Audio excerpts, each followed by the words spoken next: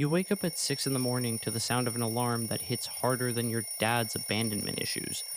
You're not rising, you're resurrecting. Barely. Half dead, fully bitter, praying for a mild case of meningitis just to get out of gym class. You're not actually sick, just emotionally bankrupt with a face that screams, I peaked in the womb. Welcome to being a kid in high school, where each day feels like karma for something your ancestors did, and your only real diploma is in silent suffering. Your first decision is whether to shower or keep that 3 day grease buildup that's basically your school issued cologne now. You smell like teen spirit and regret. Your face looks like a failed science experiment. And no, that zit on your chin isn't a pimple. It's a third eye trying to escape this dimension. You get dressed in your finest H&M clearance rack special, only to walk into school and see someone wearing a Balenciaga hoodie they got on sale. You know they didn't buy it. Their parents did. You still argue with yours about getting the name brand Pop Tarts, and they want to know why you're so entitled.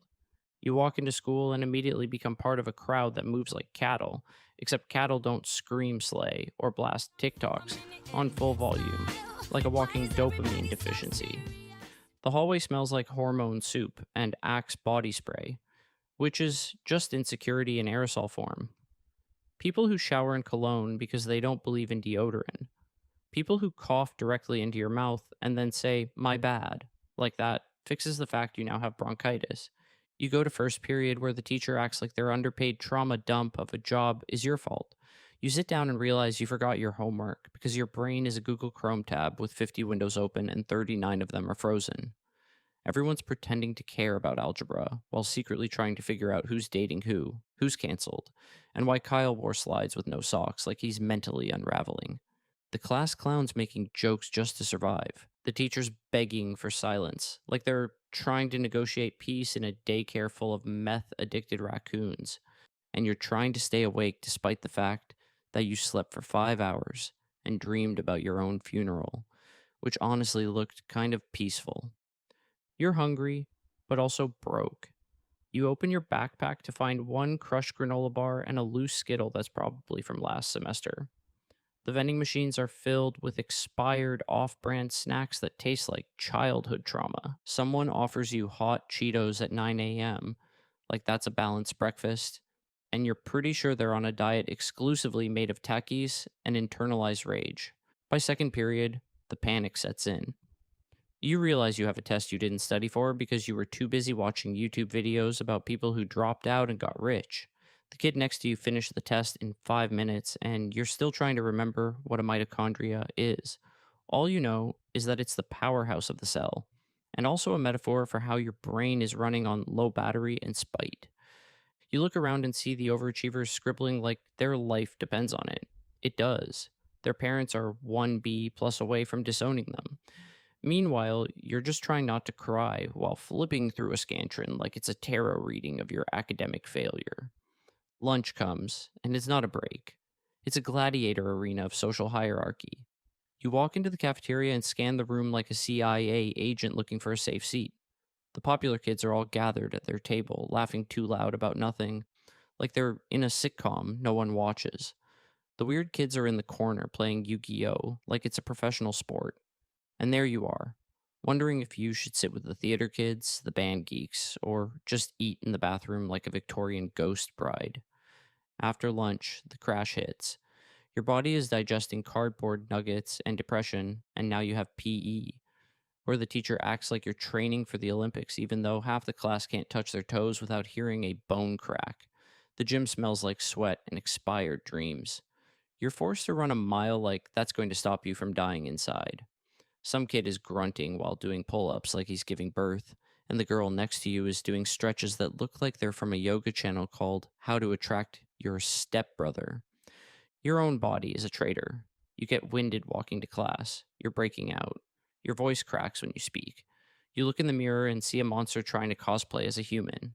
You're not sure if you're ugly or just in a transitional Pokemon stage, but everyone around you is lying, saying you'll glow up. You won't. You'll just get more tired and eventually grow a beard to hide your sadness. Then comes group work, also known as the Hunger Games. You get assigned to a group with two people who don't care and one overachiever who will do the whole project and hate you for it. You sit there pretending to contribute while checking your phone for non existent messages. Someone's talking about manifesting good grades like a GPA is a zodiac sign, and you're trying not to scream. Eventually, a fight breaks out in the hallway over something stupid, like someone looking at someone else's man too long. And now the entire school is filming it for clout, yelling world star, even though it's not 2014 anymore. Security guards show up 10 minutes late with the energy of a tired mall cop, and you walk by like you're not low key rooting for someone to throw a chair.